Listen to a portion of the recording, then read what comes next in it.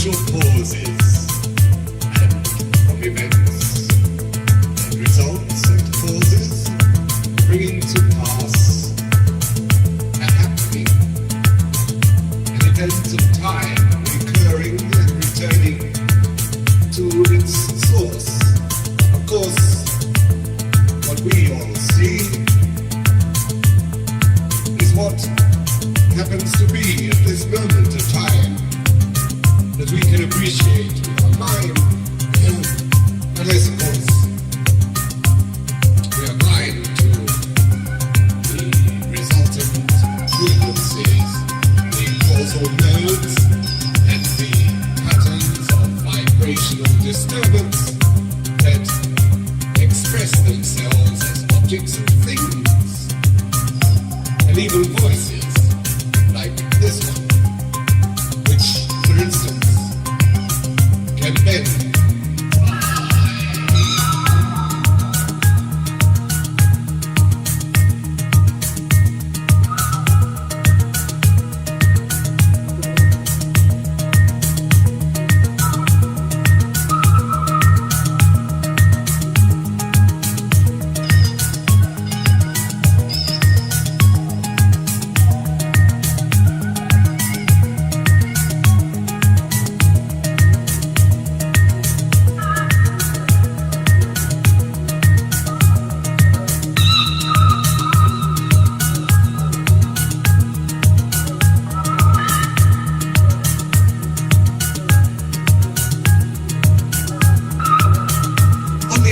We can say that time does not exist at all, and that it's just the way that we have to grasp things with our minds in order to be able to see anything or hear anything at all.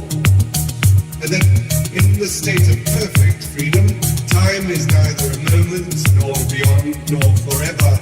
Time is the nowness of the singleness of the oneness, the uniqueness of the inseparability of the cause and effect syndrome that produces itself in the notion of time and sequence, cause and moment, result and pattern.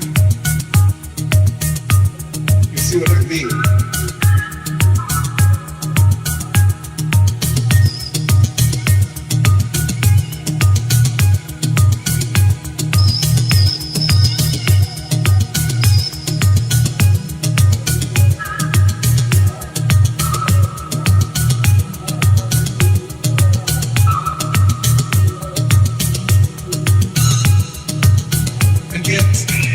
If there were no time, there could be no division, no extension, no life as we know it, no duration.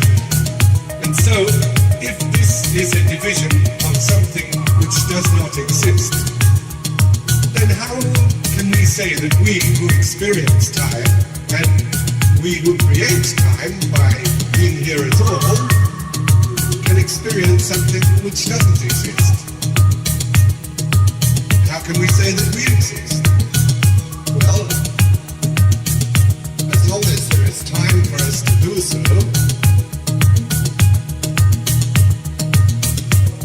we can be here, we can see here, we can stand here, we can even examine what we do when we are here. Although, in one manner of speaking, as time doesn't exist, we're not here at all.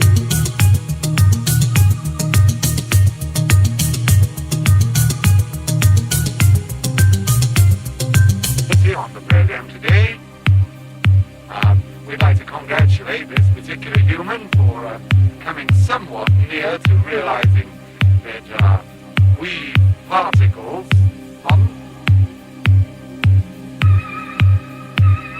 sequence and duration and strength and power, something which we cannot describe, but which everything that exists describes. Then this is what time is describing. And therefore, time may be said to be the description of what ultimately is. Not bad.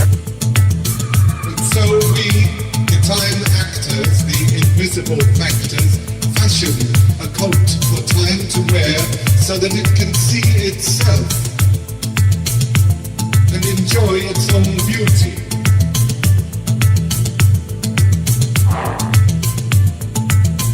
And there's just one little flaw here, because you presume time to be separate from what ultimately is.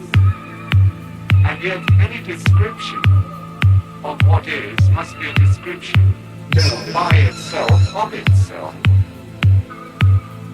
This is very difficult for the human mind to appreciate particles, and I'm sure you would like to give them a round of applause that they have actually come somewhat nearer towards assimilating a real identity. A humble view of their own part in creation of the universe around us, in us, and beyond us.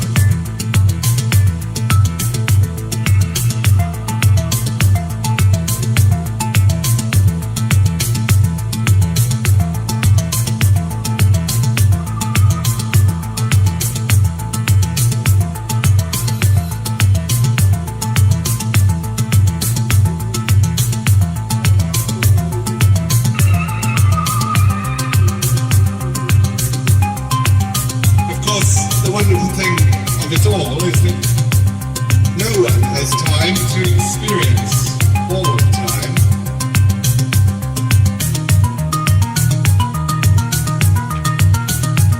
And even if we added together all the people who ever have experienced time and will experience it,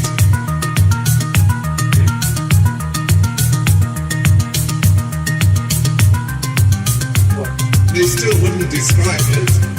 Why not? They couldn't describe it. Why not?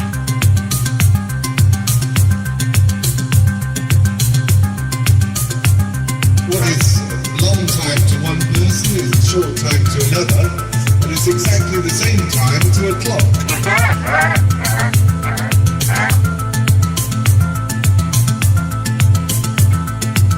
And if we tried to get all the people to speak at the same time about it all the time, there'd be a terrible jabbering with voices. So if we really wanted all the people everywhere that ever experienced time to talk about time at the same time, they would all have to say one single thing together. Perhaps that would be the word time. It ceases to have any meaning.